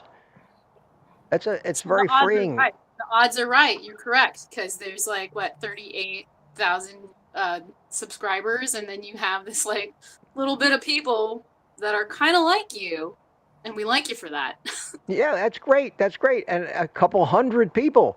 So for the average person who doesn't meet 38,000 people in a period of a couple of years out there, to find the few that they identify with, this YouTube was it was like the ultimate internet dating site. You get to meet 38,000 people to find 100 or two that you could be friends with and who understand you. And don't say, well, you're smoking a cigar. I'm going, that's it. I'm not listening to you. And you know what my answer to those people is. Where's your cigar, Mitch? Pleasant. What's that? Where's your cigar, Mitch? Right. Right. Always just right off stage. See, I can sneak it in. I can give you a little happy music. There it is. I've got cigars, but I can't smoke them because I got a freaking non-smoking room. Well, Jesus, smoke anyway, for God's sake. Go, that white thing that's on the wall, that white thing up there on the wall with the little red blinking light, just rip it off the wall, man. How much could it cost? I mean, $25, Yeah. Or you could go sit outside on the step. I would, but the wind's blowing and it's a little chilly out to be sitting out. Yeah. I packed a bag to come over here. I laid out my hoodie to bring with me and forgot it. Oh wow! I guess you couldn't stay in the truck, could you? Because you can't run the motor. Well, no, the truck's inside the shop. Oh, and they go home at night. They won't let me stay in their shop. Let me tell you something, man. I mean, I figured out ways around that. Yeah. I used to have a yacht. Remember, I told you guys about my yacht, my boat, my big boat. I had a 53-foot Hatteras, and that thing was always needed some maintenance. It was either getting the bottom painted. It was out of the water once or twice a year. They had to haul it. They go into big lift and lift it up out of the water and chalk it up and do what they have to do to it. Well, I had to have some work done, and they actually took it into a big covered dock. So it was like in a building, and they shut the big door. I stayed on that boat inside that building a couple of nights because I wanted to stay on the boat. I don't care if it was in somebody's. I slept. That boat was like a house. I had 3 bedrooms, 3 bathrooms. I had everything. I didn't have running water, of course, because you can't have, or air conditioning, because you can't have water if the bottom of the boat is out. What do you got there? What are you showing us now? Mitch knows what this is. Hold on a second. Let me make it big so I can see it. Holy cow! Look at this. Some kind of Variac? Or no, look at that. 1,000. It's got the frequency selector of some sort. Yeah, that's from something really old. Where'd you get that? It's in my electronic collection. It's actually a resistance box. This is a box when you need a specific resistor. Oh, that's cool. That's cool. So Yeah, you would have something like that. Yeah. Man, I you have it got to for get yourself. capacitors You got to also. take a trip to. You got to take a trip to Orlando, man. When I get an engine for my truck. You got to take a trip to Orlando. Get on I-4. You'll come in on 95, then you'll come across the Beach Line Expressway 528. You take that to I-4. You go north on I-4 to Lee Road. You turn right, get off Lee Road, and immediately at the first intersection on the left is Skycraft. I told you about this store. Yes, you did. The wildest surplus electronics store you've ever seen. What's that, a tape about Skycraft? No, it's just some videotapes in my collection. Oh, okay. But some old educational videos. You better get a hotel close to that thing because you're going to spend a week in there. I'm telling you, you've never seen anything like it. And take all the money you own in the free world with you. I got too much crap already. You're going to go home with 37 miles of shrink wrap in various sizes. You're going to go home with wire you never even knew was invented. You'll have old chassis from military hardware that it's incredible. We call it sky junk. That's the nickname for it. We used to call it sky junk. Mitch. Yes. When you scroll down in the chat, James Paulini had a question about blowtorching a steak. Okay. James Paulini, blowtorching a steak. I'm looking for it. Did he put QQQs in front of it? No, I think he's a new one.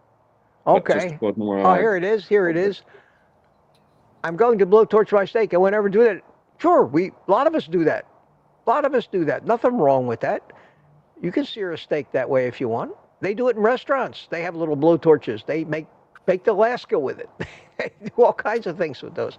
I have a big Burns-O-Matic right under my counter, and there are times when I want to crisp something up just a little more maybe than it came out of the oven or something. I'll take that blowtorch and it's great. It's a great way to do it. Nothing wrong with that at all. It is very, very common practice in the culinary world to get something a little more charred, a little more burned. You don't want to overdo it or you'll end up with a stick of charcoal, but yeah, it's a great thing to do. I never showed that in a video yet. I have to do that one time. I do it a lot. I do it a lot of times, especially with fat. You get some fat that didn't get seared quite enough, and you really want to render it or crisp it up a little more. You just take a blowtorch and a couple of seconds with that, perfect. You should do a video, Mitch, because I know that in the professional kitchen they do that stuff a lot, and I have never tried it yet so far. Yeah, it doesn't take a lot of talent. You pull the trigger, the thing starts flaming, and you just point, put it to the food and take it away before you ruin it. But yeah, I'll have to do that in a video one time. How to blowtorch your food. Oh yeah. What time is it getting to be? How are we doing on time here? Oh, 4:45 already. Geez, 1 hour and 45 minutes so far. That's the thing about these live streams, especially when we all get together. They go so fast. So Aaron, I know we brought you in here, but you just talk too much. You just monopolize the entire conversation. Come on, sweetie. How's everything going with you? Oh, pretty good. I'm on day 10. I'm doing a sardine challenge just to see if I can go to 14 days, and I'm almost there. Oh, cool. Very good. Now, what are the rules of this particular challenge? I'm not quite sure. I just know that they have to be sardines, and I guess I could flavor them the way I want, but I've been just eating the Walmart ones in water, and I've been adding butter. But I started acting kind of funny today. And I was at the store and I saw that they sold pork back fat salted. And I was like, well, that's just fat. I'm going to take it home and fry it. And I did. And then after I did, I was like, oh, this would be really good if you cut it into little squares and then fried it. It's so yummy. Like popcorn. Oh, yeah. A lot of people do that. They just take some little squares of fat, makes little munchies out of them. And no, it's good. That's the tasty, believe it or not. if it's cooked right, where it's not really hard and solid and uncooked like fat is terrible to eat, but you get it. That's why bacon is so great. The fat in bacon is the most delicious fat you ever eat because it's so well, it's cooked just right generally by the time the bacon is done, and it just melts in your mouth when it becomes liquid as soon as you bite into it, and that's when the fat, and that adds the flavor. That really adds the flavor to a good steak, and that's why searing it. That's why when I sear a steak, a ribeye or something, and you probably do the same thing, Greg, is always hold it up on the edges first, and sear each edge where the fat is around the outside. Get it good and cooked. Crisp up that fat, and then lay it down in the pan and sear each side. Takes Aaron, another couple minutes, but it's worth it. What's that? Yeah, just canned. You got to go sardines. Go get some fresh sardines. Go get some fresh sardines and grill them. You'll never eat another canned sardine. Just throw them on the grill. I don't know where I could get like source fresh sardines actually. I know. Any fishmonger. You're in Tennessee? Yes. You probably got a fishmonger around somewhere or a butcher that has a good seafood counter. They might definitely have to look. Yeah. Just grill them with a little olive oil and a little salt. Yeah. You'll never eat another canned sardine. Deep fry them. Yeah, that's good too. Make them crispy. I fried some in bacon grease, and it was very good. That's just as good. Yeah, that'd be good. But I hear all these people talking about these sardine challenges. I know Boz, and that Bosworth really pushes that stuff. Not for me. Not for me. I have never taken any challenge ever on this way of eating. I do what I do. It works so good. I don't want anything else. I don't need to lose any more weight. I fixed all the health problems I had. And my prime directive is if it ain't broke, don't fix it. So I don't deviate. Where are you now, Peter? Are you back at work? Peter's muted. Peter, I can see you, but before Peter answers to you, I'm gonna drop out. It's almost midnight here, so thanks for having me, Mitch. Oh man, it's always a pleasure. Always a pleasure, Tuka. Always a pleasure. Good to see you. Good to see you, man, and we'll see you, I'm sure. I'm so blessed to be part of this community. So thank you. Thank you, people. And we're lucky. We're lucky to have you. Good to see you, Tuka. To have you, my friend. Good to see you, Rick. Keep on quacking. Take care. Keep on quacking. Yeah. Bye. Quack. Is Mitch frozen? Obsession. What's that? No, I'm not frozen. You're frozen, Peter. Oh. Am I moving? Now you're moving, yeah. But you were frozen up for a little while there. On my end, it looks like Mitch is frozen. Well, it would look like everybody's frozen when your signal drops out. Yeah. Where are you at, Peter? I think I'm doing pretty good I just here. got home. I'm sitting outside, just right by the Intercoastal, just hanging out. Yeah, I've got a hard wire. Greg, when are you going to get what's going to happen to all the food that was in your truck? Oh, this is a shop that I use pretty regularly, and I just grabbed an extension cord and plugged in the refrigerator so everything stays running. Oh, that's good. That's good. I thought you had shoes. I thought this was a load of shoes. That's good. Well, the food in my refrigerator. Oh, your own little personal. Yeah. Oh, so you don't need like a big 50 amp cord to. Hey, Thomas, nice to meet you, Thomas. Nice meeting you too, Peter. Yeah, where are you now, Peter? My video with Dave Mack went live today. If you guys want to watch it. No, I gotta see that. So. I don't think so. I've heard everything you have to say just already. Quack Jr.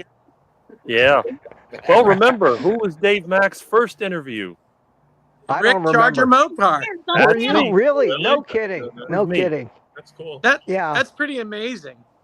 Yeah. I'm the original carnivore quack. What's this controversy going on with Curry? What's this nonsense going on? What's this nonsense going on with Curry right Rick, now? I've already seen. You guys know, Rick is the biggest failure in the carnivore community. No respect. Because he's been trying for 41 years to give himself a heart attack. I have buttons here. I could shut any of these guys up if I wanted. If I wanted to shut up Peter, I could shut him up in a minute. See? But I don't do that. I don't I get don't real do respect that. at all. Yeah, I got mute buttons for every one of you, and Oh, you can't someone, override them. Someone was muting and unmuting my mic. That was me, Peter. I was trying to get a word in edgewise.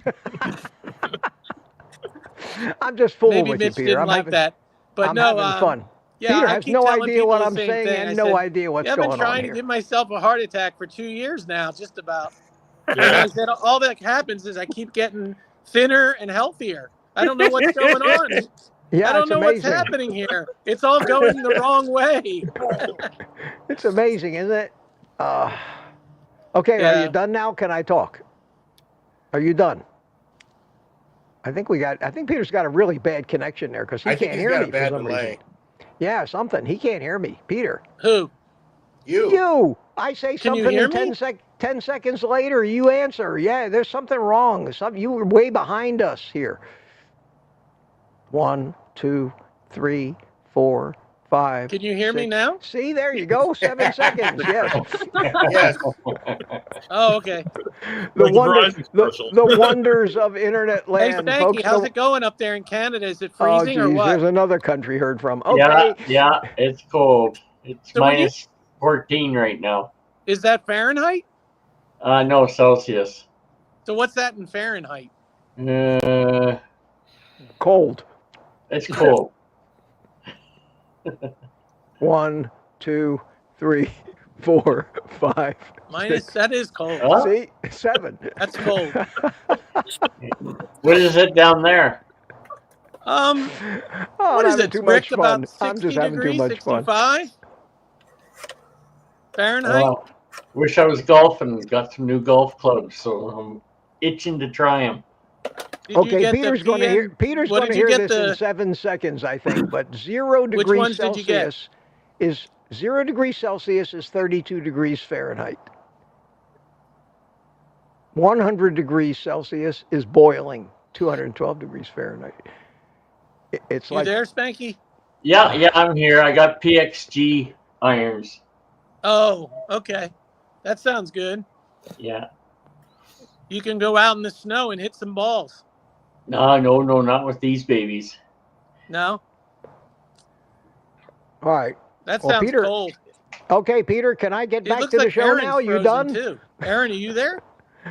We're all here, Peter. Ben here. I want no controversy. Look at that. The only I think it's Aaron and Mitch are frozen. Well, we can talk about the controversy then. God, I got to shut him off pretty soon. You know, you can all hear me and see me, can't you? Yeah, you're fine. That's what I thought. Fine. Okay, all right, Peter. In 7 seconds, you will get the message. Mitch, huh? Fuck. Peter, in 7 seconds, you're going to get the message from me that you are so far behind and you have such a bad connection that log out and come back in. Right now, I'm going to. Rick, I really enjoyed your bicycle ride to win. Everybody say goodbye to Peter now because he has no idea that there's a world anywhere outside of him. Peter, log back in again and try again. Okay. Bye-bye. Hey, Mitch, I think Peter's fucking with you. Well, if he's fucking with me, he's gone. Because I have that power, too. Believe me. I mean, I put up with that for 10 full minutes of trying to get a word in edgewise on the Papa Carnivore Saturday afternoon live stream, but I couldn't. And I understand why when you are so that far out of what else is going on and you think it's everybody else's problem but yours. We can't even get word to him that he has a problem with his connection. He will never hear it or understand that. He's still thinking that that I'm frozen up. So my God, it's like talking to a carb addict. You think? Latency. Yeah. It is. So hopefully he'll log back in and he won't get himself too bent out of shape. But we're coming up on the time to end the stream. I didn't want to end the stream with Peter still going, talking into the ether like he was doing. But I love Peter. I mean, basically, I like the guy. Yeah, no problem. No problem. Wow. Okay, I actually was going to say something, but that thought has so long disappeared from my mind. I have no idea what it was, so we won't go there. And we're almost getting on time to wrap it up here. It's starting to cool off a little bit now. In fact, I can turn this. Where is the remote control? Here it is. I have the remote. I'm going to turn this ceiling fan off right now, and that's it. I don't need this wind blowing on me. I do have a sweater over there. I thought maybe it would get cool, but it's going to get colder tonight than it was last night. It's going to be in the mid-40s tomorrow morning, so I will not be out here doing the morning live stream. I'll be back in the studio with the coffee shop. So, I see a question. This is a good question, too. FX Trader, question for you, Rick. How many pounds did your weight fluctuate in 40 years on the carnivore diet? Not a bit. I've been between 190 and 200 pounds pretty much the whole time. How tall are you? 6'6". Holy shit. You don't look like you weigh that much. But no, yeah, I could imagine at 6'6" you could. Yeah. Yes. It's never changed. I mean, I've been as high as 210, 215 for a period of time. I've been as low as 185. So how'd you get started? How'd you get started on carnivore? I got started because I was sick and tired of being the skinniest and shortest kid in junior high. And I wanted a heart attack. Obviously it didn't work. It did work. It worked for you, evidently, at 6'6". Holy cow. The height part worked, but the heart attack never came. So it's only a matter of time, though. Yeah, maybe 120 years, 130 years, maybe you'll have a heart attack. Yeah, no, you guys are doing great, and. But you know what's a really funny thing? How come your names all disappeared from the screen? Weren't your names on the screen? Because you got the banner on. Oh shit! Okay. Everybody. Yeah. Well, tell me about that, will you? Because I just got done answering that question. I forgot. There you go. Yes. Out of everybody in high school, I looked the most like when I was in high school. That's the funny thing. Well, you know, if you're in your 50s, early 50s, you look like a kid. You really do. 56, 56. Wow. I'll be 60 in 2 months. You're children. All of you. How old are you, Greg? 57. 57. God, man, I got a full generation on almost all you guys. Yeah. And Aaron, Jesus, Aaron's 29. I'm like great grandpa here, How old are you? 39. Holy. Well, you look like you're 12, so you're doing pretty good. You're doing something right, especially after 10 children. Holy. Yeah, no shit. God, that's amazing. Do you know anybody else that has 10 children? I mean, do you know anybody? What are their age ranges, Aaron? My oldest is 18, my youngest is 2, and they're about 18 to 22 months apart, all of them, except for 1, 2 years. So you apart. had a routine, obviously. Oh yeah. So basically, what it was that for about 9 months, you would say to your husband, "Get the hell away from me! back." And you held them off for about 9 months, basically, and then. I think Aaron. I think she's a slow learner because it took her 10 times to figure out what was causing that. Oh my God! It took a while to get proof in the bedroom. There's proof positive, my friends. If you ever wanted proof positive that kidney stones are more painful than childbirth, there's proof, because anybody who's ever had a kidney stone, if you gave them the option to do it again, they'd say, "No way, no, nothing could get me to go through that again." And yet women will have another baby after they had one, and that shows you that kidney stones are worse than childbirth. And I've heard some women tell me that, who've had both, gone through both. They said there was no comparison. The kidney stone was much worse, especially when they get stuck in there. Oh my God. I wish I wasn't able to recount how that felt. And I remember it too. Me too. I remember it. Yeah, wow. People say, well, how can you describe pain? I described it like this. I described it: fetal position, writhing on the tile kitchen floor, puking my guts out in the most agony I ever imagined in my life, with no way to stop the pain. Ugh. And it came in waves. Yeah. It would come on, and then you get about a 10 or 15 minute respite, and then it hit again. And in the first time that happened to me was, of course, it was Sunday morning at 2 a.m. Okay. And during one of those 15-minute little respites, I managed to drag myself I got to my car, and I drove to the emergency room of the hospital and almost crawled into the emergency room, and they could see it. I didn't even have to tell them. They had me on Dilaudid so fast that my head spun. And the pain just went away with the Dilaudid shot. And I thought, holy cow, this stuff's great. Give me more. I loved it. And it was stuck in there. It was stuck, little bugger. And I don't ever... And I went through that. That's a long story. Too long to tell at 5 o'clock today. But, you know, you live long enough, you got enough stories to keep people busy for half their life. Right, we all do. We all do. None of us are really that young. At any rate, Kevin Michael. Hey, Kevin, how you doing, buddy? It's a little late today to join, my friend. Sorry about that. We're going to be ending here in a couple minutes. But come back in. It was great seeing you the other day. Come back in on Thursday night like you did last week. Love to see you. We start here at 3 o'clock in the afternoon. Usually after about a half an hour, I throw the link in the chat itself. And if anybody ever, during these Saturday afternoon streams, wants to come in and you can't find the link, just type a note in the chat. Say, put the link in the chat, and somebody always sees it and brings it to my attention. Somebody on the panel or something like that. I guess Peter gave up on us or got pissed at me for dumping him, but he'll get over it, and if he watches the replay, he'll understand exactly what was going on in the background while he was busy talking and talking away, oblivious to all of it. So, all right, my friends, I'm going to put on a little traveling music here, just a little bit. In fact, let's go out to some jazz today. Let's just keep the note cool. Bye, Al. Relax. Take care. And I'm going to give everybody a couple of minutes to say goodbye in the panel, to say goodbye to each other in the chat. Guys, good. Nice meeting you. Nice meeting you. Same Hey, here. it was great meeting you, Thomas. Yeah, I want to great see more meeting of you. Come back. Okay. Especially because you look like my brother from another mother. Come on, man. There you go. Handsome guy, isn't he? What a good-looking guy. I'm telling you, man. One of the best-looking guys I've seen in a long time. Well.